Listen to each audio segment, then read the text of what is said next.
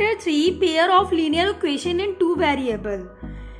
Linear equation क्या होती हैं जिनके अलजेब्रिक एक्सप्रेशन होता है और जिसकी डिग्री 1 डिग्री होती है, जिन्हें हम लीनियर इक्वेशंस कहते हैं। फॉर एग्जांपल मैंने ले लिया यहाँ पे एग्जांपल x 3x + 2 = 0। तो यहाँ पर जहाँ पर वेरिएबल x है, x क्या है, वेरिएबल है, और जिसकी पावर x है, इस टाइप का इक्वेशन लीनियर पेयर इक्वेशन कहलाती है। और यहाँ पे जो 3 and 2 क्या है, ये कोफिशिएंट है। अगर हम बात करते हैं लीनियर इक्वेशन टू वेरिएबल, अगर हम बात करते हैं linear equation in two variable, तो यहाँ पर क्या आता है, टू वेरिएबल के लिए क्या हो जाती है इक्वेशन 3x, जैसे हमने एग्जांपल ले लिया 3x + 4y + 2 = 0। ये इक्वेशन हो जाएगी linear equation in two variable के लिए, ठीक है। और x और y ये क्या है, टू वेरिएबल है।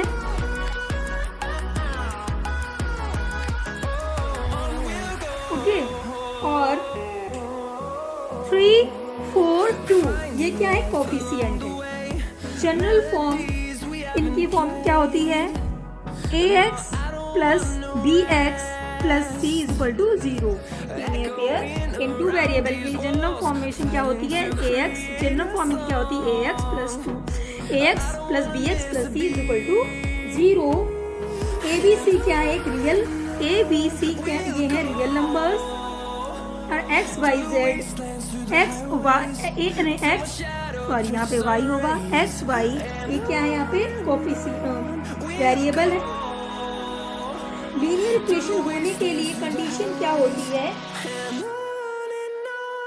लीनियर इक्वेशन होने के लिए कंडीशन क्या होती है कि मतलब a और b दोनों 0 नहीं होने चाहिए।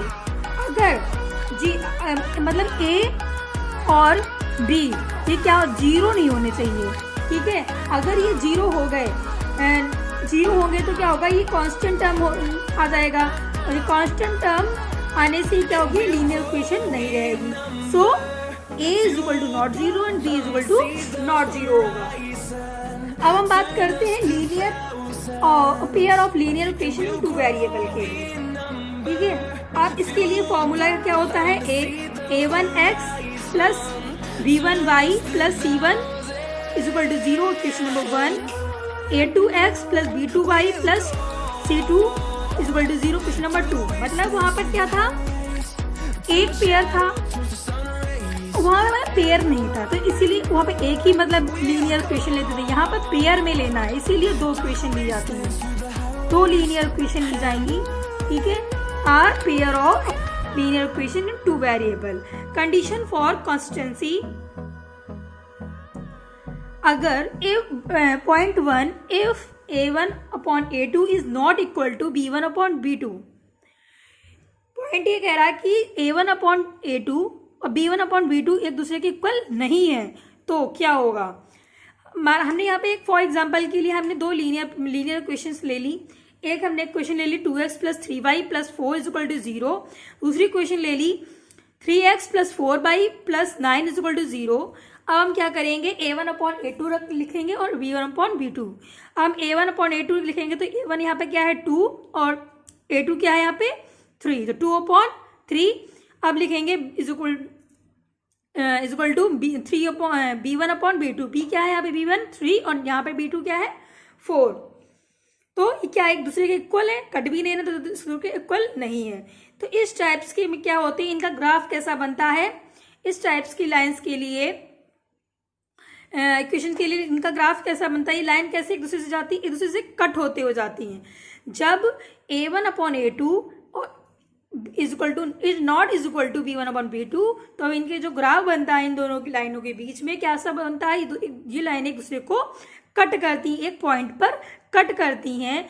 इसलिए पॉइंट फर्स्ट क्या हो जाएगा इसके लिए, इंटरसेक्टिंग लाइंस, मतलब इंटरसेक्टिंग लाइन मतलब इसे कट करना। ओनली 1 सोल्यूशन, क्योंकि एक बार कट करती हैं एक दूसरे को, इसीलिए इनका सिर्फ एक ही सोल्यूशन होता है। कौन सी, टेंड, मतलब अगर इनकी ये तीनों चीज कंडीशंस आती हैं तो ये कंसिस्टेंट हो जाता है। ठीक है। अब आती है पॉइंट 2 की बात आती है। पॉइंट 2 क्या है?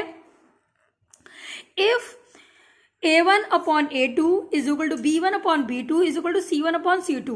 अगर A1 upon A2 is equal to B1 upon B2 और C1 अपॉन C2 तीनों आपस में इक्वल हैं, तो इसको कैसे हम देखेंगे कैसे इक्वल होती हैं? तो पहले एग्जांपल, हम इसमें भी एग्जांपल ले लेंगे, दो इक्वेशन ले लेंगे, 2x plus 3y plus 4 is equal to 0। दूसरी इक्वेशन ले लेंगे 4x plus 6y plus 8 is equal to 0। हम यहाँ पे लिख लेंगे A1 upon A2, B1 upon B2, C1 upon C2 की वैल्यू निकाल लेंगे। जब हमने इसको यहाँ पे इसको वैल्यू पुट कर दी तो इसका हम कट करने के बाद इनकी ये तीनों क्या हुए? एक दूसरे के इक्वल आए हैं। जब ये लाइन जब इक्वल आए इसका मतलब ये क्या है? ये दोनों लाइनें एक दूसरे के ये दोनों लाइनें क्या है? इसे एक ये लाइन हो गई, दूसरी लाइन इसके ऊपर सटीक इसके ऊपर होते हुए गुजरेगी, मतलब ये दोनों लाइन एक दूसरे को ओवरलैप होते हुए जाएंगी। इसका मतलब ये क्या है? ये तीनों इसलिए इक्वल है क्योंकि ये क्या है? ये लाइन हर एक पॉइंट पे टच कर रही हैं, इसीलिए ये तीनों एक दूसरे के इक्वल हैं। कॉन्सिडेंट लाइन उन्हें कहते हैं जब एक दूसरे को लाइन को इक्वल मतलब एक दूसरे के ऊपर होते जाती हैं, उसको कॉन्सिडेंट लाइंस कहते हैं। इन्फिनेटली मैनी सॉल्यूशंस मतलब हर एक जगह पे टच कर रही हैं, इसलिए इसके बहुत सारे सॉल्यूशंस होंगे, मतलब इन्फिनेटिव, कोई मतलब पता ही नहीं कितने मतलब इन्फिनेटिव सॉल्यूशंस होंगे। और कॉन्सिस्टेंट। पॉइंट 3 क्या है? If A1 upon A2 is equal to B1 upon B2 is not is equal to C1 upon C2।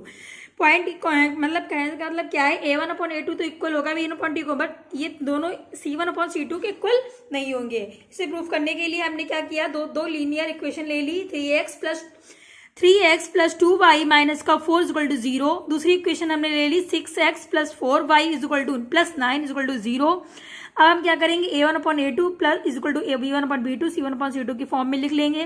फिर हम इसको कट करेंगे, but A1 upon A2 is equal to B1 upon B2 आया, but ये जो C1 upon C2 इसके equal नहीं आया है।